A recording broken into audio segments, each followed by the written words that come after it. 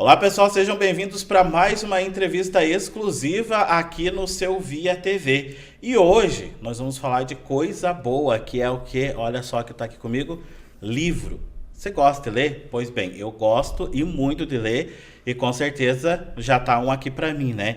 Nós estamos aqui com o nosso autor, escritor, depois ele vai definir bem certinho aqui pra gente, né? R.L. Santos. É isso, né? R.L. Santos aqui com a gente para falar um pouco sobre esse livro. Seja bem-vindo aqui no nosso estúdio e eu quero começar já te falando da onde que surgiu a ideia para fazer esse baita aqui desse livro que eu já estou curioso para ler. Boa tarde, Samuel. Boa tarde a todos os telespectadores do Via TV.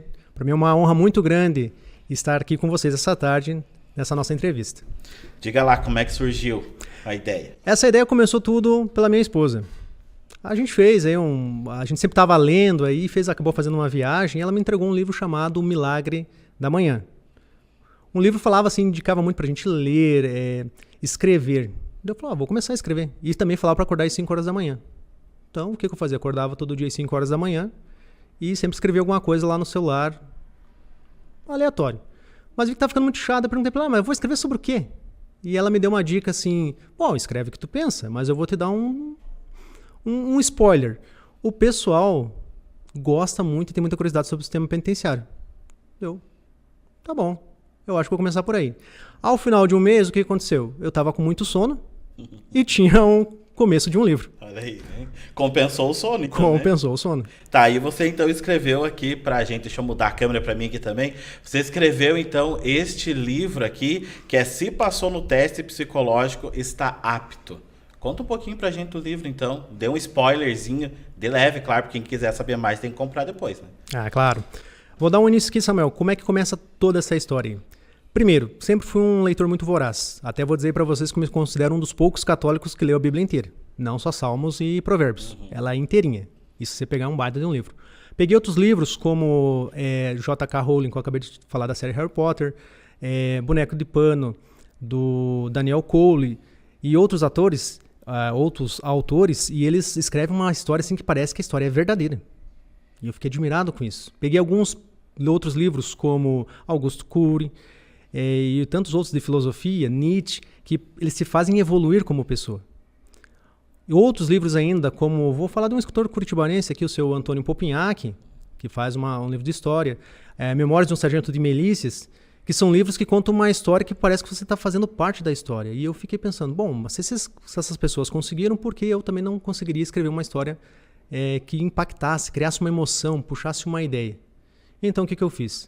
Peguei todos os livros que eu já tinha lido, principalmente de filosofia, abracei as ideias, os problemas que a gente encontrava na sociedade através de filmes, séries, e que eu vejo muita TV aberta. E vi que esses problemas estavam se repetindo. Se você ler esses livros de filosofia, que são bem chatos, vou falar aí pro telespectador, é chato pra caramba. Esses são problemas que estavam se repetindo. Então eu falei, eu não vou trabalhar esses assuntos, só que não diretamente, eu vou botar uma roupa nisso daí. E a roupa que eu achei foi o sistema penitenciário. E aí eu vi que algumas pessoas que começaram a ler ali os primeiros rascunhos começaram a se interessar ali por esse assunto. E aí começou a nascer uma nova história. Então esse livro aqui ele é baseado aí no sistema penitenciário. Você trabalha no sistema penitenciário? Atualmente trabalho no sistema penitenciário. Então tem muita história para contar, né? Eu vou falar para vocês, muitas pessoas achavam que esse livro estaria falando sobre o sistema penitenciário onde eu trabalho. Não teria como, né? Primeira coisa que eu vou falar pra vocês, o sistema penitenciário, apesar de ele atiçar a curiosidade, ele é muito maçante e repetitivo. Não há muito de coisa diferente. Outro problema que também aconteceria, se eu falasse do meu sistema, talvez algumas pessoas se sentiriam dentro da história. Sim. E vai acontecer isso também, mas não queria que fosse daqui. Se eu citasse outros sistemas penitenciários de outros estados, talvez eles achassem que fosse uma crítica ao sistema deles. Então, criei um sistema penitenciário fictício, que usasse para a gente abordar esses problemas contemporâneos, mas com essa ideia do sistema penitenciário para atiçar essa curiosidade do meu leitor. Como a gente estava conversando antes em off aqui, você acabou de falar em atiçar a curiosidade do leitor.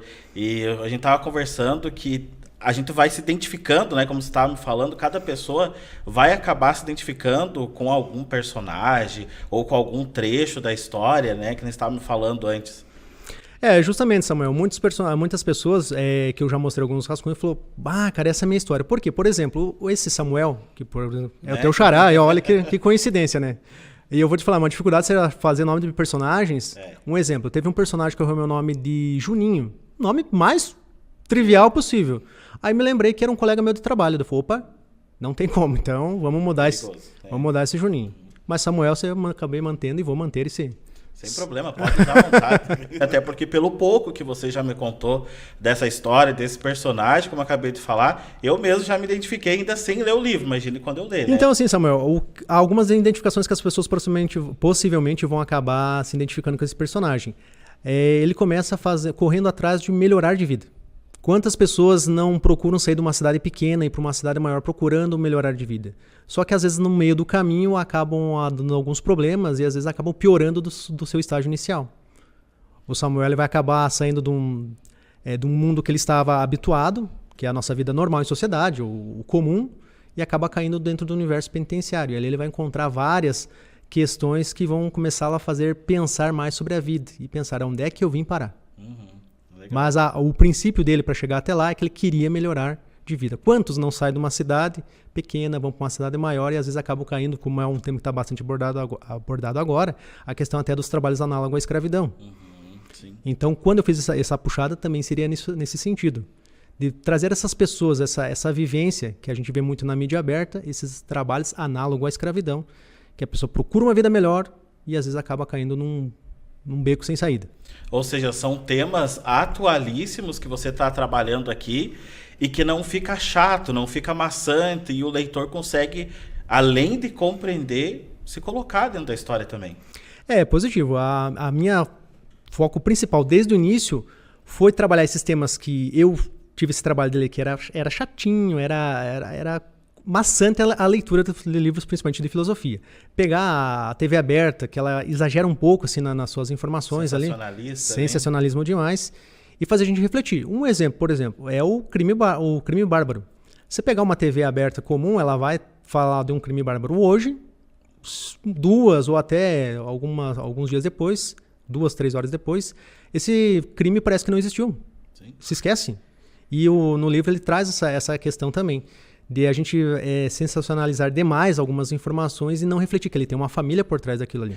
A gente vê, existem partes da notícia que realmente o pessoal começa a sensacionalizar demais. Uma coisa é você noticiar e mostrar o fato. O que foi o fato?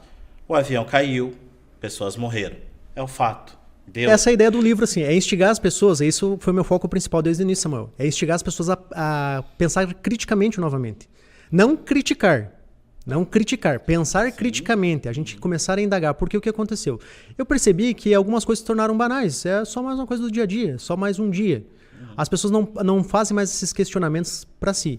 E eu percebi também nessas leituras de vários livros, um exemplo, Meditações de Marcos Aurélio, que os problemas daquela sociedade lá de 1800, e não vou citar aqui os outros números lá porque eu vou errar na data, né? Aqueles problemas dele são os nossos problemas de hoje. Então a gente vive uma roda que fica ali girando, uma hora estamos lá em cima, uma hora lá embaixo. Há alguns momentos de grande progresso e uns momentos que eu considero que estamos agora, que a gente está meio que estagnado. Não há um avanço de pensamento crítico e nem de várias tecnologias. Então a gente tem que começar a pensar novamente criticamente para a gente alavancar a nossa sociedade. Porque eu acho que a gente veio para esse mundo para fazer a diferença de alguma forma, né? Exatamente. O indivíduo tem que ser mais crítico, né? Vamos encerrando a nossa entrevista aqui. E eu quero aproveitar e deixar o espaço aí, então, para você falar um pouquinho mais, lógico, do teu livro. E quem quiser adquirir o teu livro também, né? Como é que faz? Pela internet também pode adquirir. Fala aí pra gente, porque você trouxe 2, um já fica aqui, não tem nem o que ver. Não, esse daí é teu, já veio específico para você. Só tem que fazer uma dedicatória ali. Opa! Então, pessoal, os nossos telespectadores aqui do Via TV. Já vou fazer mais um spoiler para vocês. Alguns spoilers que é legal. É bom, é bom. Vocês já não viram algumas palavras aí na rua como fortalecer, quebra-gelo, morceguinha? Você sabe o significado dessas palavras? Não. Vou dar para vocês aí. Fortalecer, uma ajuda. Quebra-gelo, cortador de unha. Morceguinha, calcinha. Isso vem da onde? Isso vem no sistema penitenciário. Olha aí, ó. Então, o que eu fiz? Para ajudar vocês a compreender essas palavras, que vocês provavelmente vão ver várias vezes na rua, eu fiz uma lista aí com, acho que vai dar umas 5 páginas do livro, sim, para vocês entrarem nesse mundo aí. São gírias, então? Conhecendo as gírias de cadeia. E essas gírias são, sim, verdadeiras. É que nem eu falo, um livro de ficção, pra gente trabalhar bem ali, eu pego muita questão do Dan Brown ali nos seus livros do O Inferno e outros livros que ele trabalha ali. Traz um pouco de realidade e um pouco de ficção. Pra quê? Pra quem for ler ali, ficar naquela dúvida. É verdade ou é ficção? Verdade ou ficção? Aí se eu conseguir isso como autor, eu tô realizado. Então, trazendo essas gírias ali, vocês vão ver muito disso. Esse livro, ele é uma parábola. Por isso que eu falei da Bíblia lá no início. A Bíblia, se você for ler ela ali, ela é muito difícil de você entender, porque ela é uma parábola. O livro eu peguei da mesma forma. Por exemplo, 16 invernos haviam se passado desde a última grande divisão. Essa data existe. Ela está num ponto muito conhecido, muito visitado por todos, e é claro que eu não vou falar para vocês, porque eu quero que vocês investiguem, que vocês pesquisem, vocês corram atrás de alguns marcos. Sim. Então, o livro inteiro você vai ver esses pontos assim. Legal, bacana. Na questão das vendas, eu deixo para vocês aí que hoje, atualmente, a gente pensou com a equipe RL Santos, a venda por e-commerce. Não sei se posso falar nomes aqui? Pode, fica à vontade. Tá bom. Mercado Livre, Shopee e, para quem gosta do e-book, o Hotmart. Claro que se você for digitar o nome do livro hoje, por ser um início ainda de carreira, você não vai achar. Então, eu disponibilizo ali o meu Instagram, que é o @autor_RL Santos. Vamos deixar marcado aqui o @. Lá vai estar os links, daí você clica no link, daí você vai direto para a página. Até o algoritmo ali do Mercado Livre, Shopee, eles criarem ali ver que está sendo acessado, daí ele começa a te encaminhar para lá. Senão, não tem como. E para os meus leitores, os novos leitores, eu deixo uma dica.